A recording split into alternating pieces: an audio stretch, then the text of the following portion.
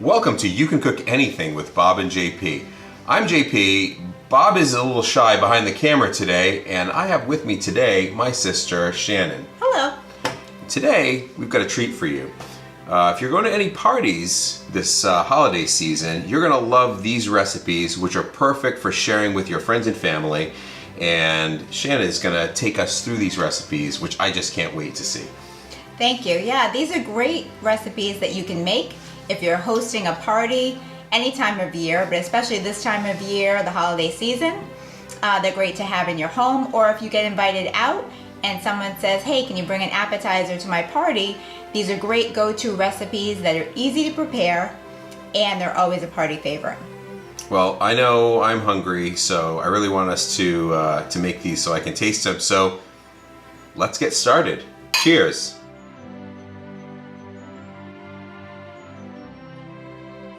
Okay, so the first recipe I'm going to make is called Candied Kielbasa.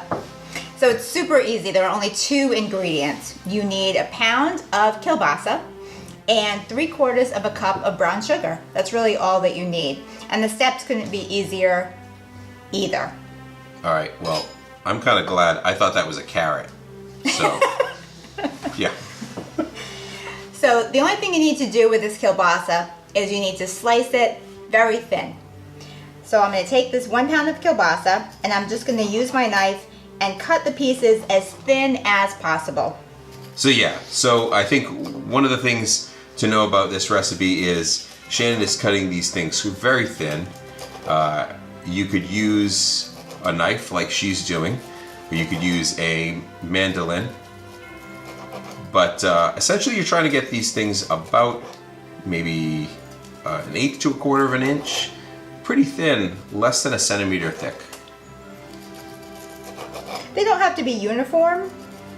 It will cause the slices, some to come out crispier, some to come out a little chewier, but there's really not a problem. It really couldn't be an easier recipe to prepare. There you go, your guests get a choice. Yeah. Chewy or crispy. So now once you've sliced up the 1 pound, you take a baking sheet that you line with foil. It's going to make the cleanup so much easier. And you simply take the slices and lay them in a single layer. So again, to the 1 pound of kielbasa, I'm now sprinkling generously on each slice 3/4 of a cup of brown sugar. This is dark brown sugar.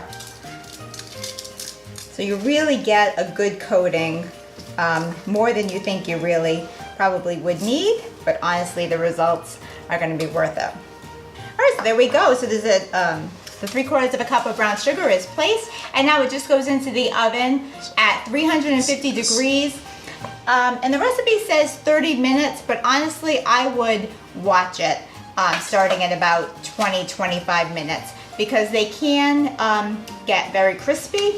And I personally like when the edges get very crispy and the center is still really gooey. And that could be something that's just personal taste as you make the recipe. So I would say at about 20 minutes start watching it. So we're going to pop it in at again 350 degrees. Beep, beep, beep. Oh, that's the toaster oven. I think the kielbasa might be ready to check on it. All right, what great. do you think? Let's check it out. Let's look at the kielbasa. Oh, that smells really good. Oh my gosh, these look perfect. Nice. So these are sweet and meaty and salty. This is great. So what do? You put out toothpicks with this? I do. I usually serve them with toothpicks. And normally by the time I put them down on the table, there's a swarm. And when I realize people leave the swarm, the kielbasa is gone. All right. So I think we should just dig in. Yeah, I'm not surprised. Try one. I will grab a toothpick, and I'm going to try one of these crispy ones first. And you can really tell that there's a slight variation in how crispy they are based on the slices that I made, because some slices are a little thicker than the other. Okay. This is like coated with brown sugar. I mean, this looks and smells amazing. Oh man. All right, I'm going in. It might be hot. No, it's perfect. It's just That is so good. Like, you want to make this. I don't even care. Forget if you're having a party. You're just at home sitting around watching TV and you've got like, even if you don't have anybody that's going to help you finish this, forget it. Just make this. Yeah. Like, this is delicious. It's good for a football game. It's good for a Friday night. It's good for a Tuesday night. Sure. It couldn't be easier to prepare, Yeah, and it's delicious. They really are yummy. This is really good. Just 2 ingredients. I mean, why wouldn't you make this? I'm making this. Yeah, if you have a party, you're gonna want to make more than a pound of this. Yeah, because this is gonna go fast. So this is a great recipe that, again, you can bring to a party or serve to your own guests or even make for dinner. There's no real prep required. I make mine in the Crockpot. The recipe that I go by is actually called honey garlic crockpot meatballs. If you don't have a crockpot, you certainly could make them on your stovetop and they'd be perfectly fine there as well. So if you've got an Instant Pot, you can actually use the slow cooker function on your Instant Pot to prepare this recipe. So it starts off with 28 ounces of frozen meatballs. If you'd like to make your meatballs from scratch, certainly go ahead and do that, but if you want to buy them prepared and frozen, it makes it an even easier recipe to prepare. So I put into the crock pot 28 ounces of the meatballs. And from there, it's really just adding to that a few simple ingredients that you probably already have in your own home. So to that, I'm going to add 2 tablespoons of garlic powder. Oh, nice. Sprinkle that on top. Love garlic powder. Well, love garlic in all its forms. I'm also going to add 2 tablespoons of soy sauce. Very simple. I think this is going to be one episode that we actually get through without adding fish sauce to something. I've never purchased fish sauce. That's just, it just seems like I add fish sauce to everything. Again, next I'm going to add 1/4 cup of brown sugar. Seems to be a theme today. Yeah, I do love me some brown sugar. So this recipe is great because it's salty with the soy sauce, but it's sweet with the brown sugar. You really can't go wrong. It satisfies a lot of palates. The next ingredient is 1/2 cup of ketchup. Underrated all-purpose ingredient. There's so many great things you can do with ketchup, you're right. Okay. And finally, we're going to add to that 1/3 cup of honey. So that's really all I have left in my container, so I haven't measured it out. I'm having it sit here in a bowl of very hot water because honey can be hard to remove from its container, especially if it crystallizes or it's been in the container too long. So this just helps it be able to come out much faster. That's a good tip. So again, that was 1/3 cup of honey. And I'm sure that the recipe will be added to the bottom of this video, but just to recap, it's 1/4 cup of brown sugar, 1/3 cup of honey, 1/2 cup of ketchup, 2 tablespoons of soy sauce, and 2 tablespoons of garlic powder with your 28 ounces of meatballs. And you can adjust your recipe accordingly. If you can't find 28 ounces of frozen meatballs or you decide to make your own meatballs, you can adjust the other ingredients accordingly. You can check for the link in the description.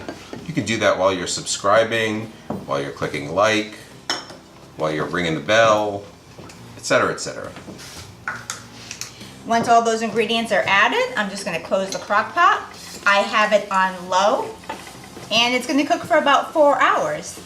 At about 2 hours, I do tend to open it up, mix the meatballs around so that they get coated with all of the ingredients that I added, and then I let it sit for another 2 hours. All right, so the meatballs are ready. Let's give them a taste. My son AJ is here with us to help us and see if they came out any good. All right, this is great. Let's get AJ's opinion first. Go for it. All right, here we go. I've never had these, so it's new to me as well. What do you think, AJ? He's still chewing, so. That's real good. You took a big bite. Yeah, that's very good. All right, so I got a whole one on here. All right, so there's a little bit of sweetness. I can taste the ketchup a little bit. The mustard is in there, giving it a little bit of a kick, but not that much. It's actually kind of mild. Just gives it a little bit of complexity. What? There was no mustard. Oh, where was the mustard? Oh, there's no mustard. Okay, this is really good. There's some sweetness. I can taste the ketchup just a little bit. A little mustard. Okay, now this recipe really intrigued me when you told me about it because I have absolutely no idea what it is other than the name. So it's boozy apples? It's boozy apples. So this is really an adult recipe because it does use vodka. But I think that you could try it utilizing cider in place of the vodka and it would still be really delicious. Okay. So it's super easy to prepare. Again, I like super easy recipes that have simple steps and ingredients that you can easily find at your local grocery store. So what are the ingredients that we're working with today? Well, let's start off with apples. All right. So I'm going to take an apple and I'm going to slice it into chunks. That looks like a, what kind of apple is that? I was going to let you guess, but it's a Gala apple. Gala apple, all right. So it really doesn't matter the size of the chunks. I would probably choose the number of apples based on the number of guests you were having. I recently made this for a game night when I had about 5 couples coming over, and it wasn't the only dessert I was serving, so I made about 1 apple per 3 guests because again it was just one of the items that I was serving. That sounds like a good estimate. 1 apple. So you take the slices and then you skewer them. So you just want to slide your wooden skewer up through the apple, and then you want to stand it up in some sort of container that will then hold your vodka. So that's an individual serving, each skewer. Exactly. Oh, very nice. Exactly. So this just takes a moment. I think caramel apples are something that a lot of people enjoy. They remember it from their childhoods, and so it's kind of nostalgic. It's also a little bit festive. It's got like a fall theme, so you can probably start doing this as soon as it's fall, but still it's got that also a little bit festive sense to it, so probably good throughout the holiday season as well. I agree. So now I have my apples and they're all skewered and they're standing up in a container, and to that I'm going to add caramel flavored vodka. Yep.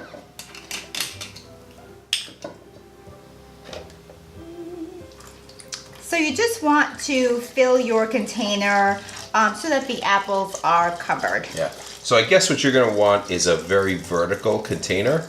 That way you get your apples covered, because a wider container you'd have to use a lot more vodka. And you want to probably save as much of that vodka for other things. Oh, this vodka is not going to go to waste. Oh, all right, well, yeah. Okay. So from here I'm simply going to put the apples in the refrigerator. I'm going to let them marinate for about an hour. Nice. I can't wait. You really don't want them to marinate for more than an hour. Otherwise, the apples are going to absorb way too much of that alcohol flavor, and you don't want the alcohol to overwhelm the recipe. You just want it to give the apples like the flavor of the caramel vodka without it being too overpowering. All right. And again, if you want to use a cider, I think that would work just as well. You could probably use, there's probably a few things you could use. Something, maybe a soda as well. I don't know. Maybe a ginger ale? That could be an interesting flavor. If you don't want to use vodka, I would say experiment with something else. Ooh. Oh, did you hear that subtle but insistent notification that the time has run out? On the apples? Oh, the apples. Let's get them out of the fridge. Okay. So they've been marinating now for 1 hour. And again, I really wouldn't marinate them for longer than that. That's good. Definitely not longer than an hour. Not longer. So all we do now, when you're ready to serve them to your guests, is you take them out of the vodka that they've been marinating in, and you just put them in a serving platter. Oh, I can smell the caramel. And you really don't have to let this caramel vodka go to waste. It still makes a lovely drink in hot chocolate or over ice. There's no reason to have to get rid of that. It's just had some apples in it. It just had apples So, in it. you know.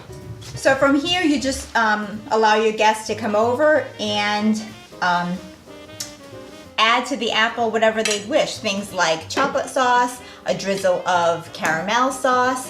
You can serve toppings such as jimmies, crushed graham crackers, small chocolate chips. You could even have crushed peanuts.